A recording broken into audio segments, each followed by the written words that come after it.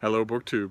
Okay, I'm back, and this is the purely book section of our little chit-chat here in nature. I'm in the Arnold Arboretum outside of Boston, and I want to talk about the Western Canon starter kit that we've been doing that I've long delayed. We are now up to the Middle Ages, which is a term, a big baggy portmanteau of a term that I usually hate. But for our purposes, it helps a lot, because keep in mind, we're just doing the basics here of reading. We're not doing anything else. We're doing the very basics, because this is not intimidating. The whole point of this is to show you that this is not an intimidating process. You can master the basics of the Western canon that you have heard so much about and it has been used to frighten you very easily. You can do it in well inside of a year. Now, last time we talked about some large works, and this time we're not going to do that. we are going to talk about large works, but I gave you a long time off. So I'm going to talk about 3 works in particular. I'm going to leave out a lot of the masterpieces of the High Middle Ages. Unfortunately, there's just no way to do it. They cast long literary shadows, but nothing like the 3 books I'm going to talk about now. These 3 books you do have to read. Not have to. Keep in mind, the whole idea of this is that there's no wrong way to enjoy what you read.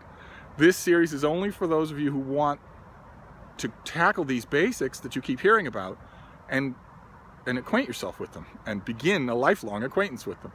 And the first of those 3 that we're going to talk about today is Dante's Divine Comedy, which you really can't do without. His famous epic poem about a narrator who journeys first through hell, then through purgatory, and then through paradise, and meets an enormous number of people, all of whom have their own stories, and he has stories about them. And that's key, you'll see as we go on. That's the thing that unifies these 3 works. And when you get to the Divine Comedy, the question, of course, is going to be, unless you're T.S. Eliot, unless you're somebody who's going to go to the round reading room of the British Museum and learn Italian in order to read Dante, unless you're going to do that, you're probably going to be reliant on a translation. And the majority of my viewers, you'll be reliant on an English language translation. So that becomes the key. There's no doubt that you have to read Dante, and you shouldn't wuss out and just read the Inferno, the first part. You should read all 3 parts. And the key here is going to be translation.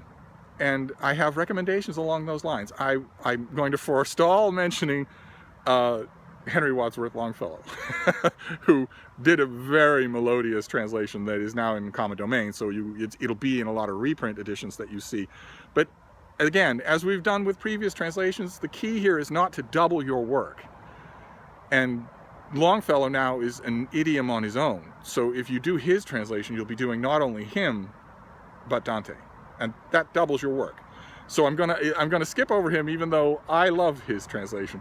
And I'm gonna suggest 2 translations. The first one is the famous mystery novelist Dorothy Sayers, who labored for a long time over her own translation of the Divine Comedy, and it's actually very good. And her notes are wonderful too, and her introductions. It's just a wonderful work of passion, a labor of love on her part. So I highly recommend them, and you'll be able to find them, because Penguin did them. They were the Penguin Classic Dante for a long time, and they're still available. You'll find them in bookstores all the time. And the other translation is Allen Mandelbaum, who I think I mentioned for Virgil's Aeneid. And his translation is very different from Dorothy Sayers in register and tone. His notes are even better than hers. And it's going to be just a question of which one you find more readable, more congenial company. They both do, scholarly speaking, exacting, in terms of what they're doing for the translation, Dante is almost untranslatable. And they both do a first-rate job. So you don't have to worry about that part of it. You're just going to have to worry about the tone of it, since you're going to be spending a lot of time with this person, not with Dante, but with the translator. And the second work we want to talk about is another collection, enormous collection of stories, and that's the Decameron by Boccaccio. And again, Boccaccio is fairly straightforward. He's actually easy to translate, comparatively speaking, certainly compared to Dante. So again, it's going to come down to, you absolutely have to read the Decameron. It's a big book, but you still have to read it. And once you get used to the nature of it, it will entertain you. Whereas Dante's not in much danger of entertaining you. Boccaccio, his goal was to entertain you. So again, it's going to come down to translators. Since Boccaccio is fairly straightforward to translate out of the Italian, almost any translation in the modern era, in the 20th century or later, will probably do the trick. Again, it's going to come down to the voice of the translator, not the nature of Boccaccio. So you want to go to your library and probably try a few and see, does the old Penguin Classic suit you? Is it clear enough for you? Or the even older Mentor Classic? Or, in much more recent times, Wayne Rebhorn's big translation, which has on the paperback a very sexy blurb. In all those cases, you're going to get minimal notes. Usually the notes on Decameron are very minimal because the book itself is so long. Notes would only make an expensive book even more expensive, so usually they're kept to a minimum, and also they're not necessary.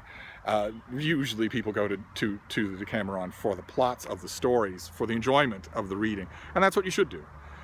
So you just want to cast around at your library or your local used bookstore for the translation of him that strikes you as the most natural. Just read the prologue, the famous prologue about the plague in Florence, and that ought to do it. If you read it and think, I'm not really sure, why does this sound so awkward? Why does it sound so boxy or awkward? Then move on to the next translator until you find one that doesn't, because Boccaccio doesn't read that way. So the closer you get to that, the closer you'll be to a translator in the right register. And you might want to consider, when you're reading the Decameron, Adam at Mementomori is going to do a read-along of the Decameron. I'm sure he'd like a big crowd of people. It's also worth mentioning here that his read-along of Dante is extremely good. I will link, I guess I'll link the first one. Maybe I'll try to link them all. I don't know. I'm not very good at linking or remembering to link. But I would also encourage you, if you like, especially if you like those Dante read-alongs, to do the read-along for the Decameron. I'm going to do it, and I'm sure that Adam would like a big crowd of people. And then the third book that we're going to do is the third of what you can now see is a collection of stories. All these authors had that in mind. It was a big genre thing. Create a template and then tell as many stories as you can. Create a template that's elastic and tell as many stories as you can in it. And the third one we're going to talk about here is, of course, the Canterbury Tales by Geoffrey Chaucer. My favorite of the three up here, even though that's heresy. You're not supposed to like Chaucer more than you like Dante, but nevertheless, Chaucer is delightful. He's absolutely delightful, and he's not straining at delight the way you often catch Boccaccio doing. He just is delightful. Sorry, I'm swapping the camera from hand to hand here to try and give you more of the Arboretum, but we'll see a lot of it more in the future because I want to come here a little bit more often. And for Chaucer, again, we're talking about translators, although maybe not so urgently. It actually doesn't take that much work to acclimate yourself to Chaucer's English. And you gain a lot by doing that. He is a very playful writer in terms not just of the stories that he's telling. The stories are wonderful, all about licentious people and bodily functions. This is just delightful stuff. But in addition to that, he's also playful in the wording that he uses, in his language. He's a very playful writer, and a lot of that is lost in even the best translation. And it doesn't take long to get used to his English. So that's an option. But if you're not going to do that, then there are a bunch of different examples, the most famous of which is Neville Coghill's modernization for Penguin Classics, which was sold like griddle cakes for them, still does, just sells the bajillions. And there's a reason for that, because Coghill was very sensitive to what he was doing and does a really good job at it. He does a really good job at preserving as much of Chaucer as you can do if you modernize his English. There are more modern translations there than Coghill's that are also fairly good, but a lot of them aren't complete.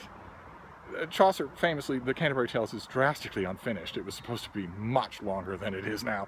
And a lot of those editions will just chop and paste, and some of them are quite good, but you don't get the whole thing. Again, it's going to be a question of going to the library or the used bookstore and testing out which translation made after the turn of the 20th century appeals to you. Neville Coghill might be it. Most people that I have turned on to Chaucer have found him through Neville Coghill, but maybe not. I will, if I remember, in the comments field, I will list a bunch of alternatives, or at least some that you might be able to look at that I like. And that's it. That is the next installment of the Western Canon Starter Kit, is those three. And you'll notice, well, maybe you don't notice, from the dates on those actually bridge us to our next installment, which is the Renaissance. And believe it or not, no matter how big or hairy a subject that sounds, we're going to get through the Renaissance in one video. And it, like this one, is going to be around 10 minutes long. That's how approachable these things are. So keep that in mind. This is not a gated community. These things were made for you to enjoy, and they are easy for you to enjoy. A lot of work has been done by a lot of smart people to make you enjoy them. By all means, let's talk about this in the comments field, but those are the 3 books that you have to read now. The Divine Comedy, Boccaccio's Decameron, and the Canterbury Tales by Geoffrey Chaucer, and then we will move on.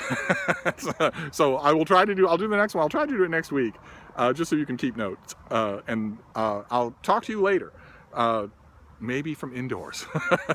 Thank you, Book 2.